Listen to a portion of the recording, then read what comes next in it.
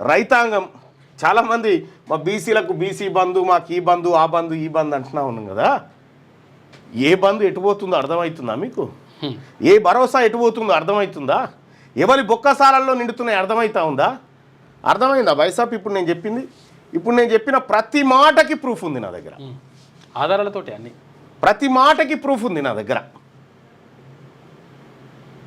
ఇంకా షాకింగ్ విషయాలు ఏంటంటే ఇంకొక ఏడాది లెక్క ఇంకా సమగ్రంగా రాలే, అది వస్తే ఇంకా అది వేరే ఉంటుంది.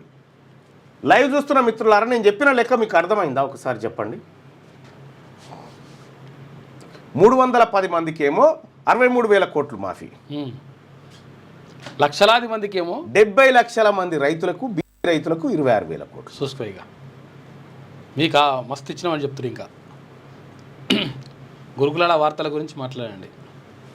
అర్థమైంది. గోనెల రాజు గారు, శ్రీను గారు అర్థమైందని చెప్తా ఉన్నారు. ఎస్ అన్న అర్థమవుతుంది.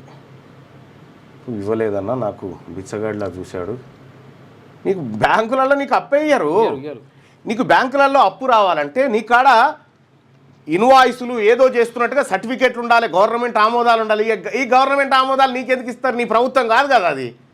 అక్కడ ఉండే రెడ్డి గారు, ఈ రెడ్డి గారికి సహకరిస్తే, ఈ బ్యాంకులో ఉన్న రెడ్డి గారు ఆయనకు లోన్ మంజూరు చేస్తే వీళ్ళందరూ కలిసి గోవిందమంగళం చేస్తారన్నట్టు.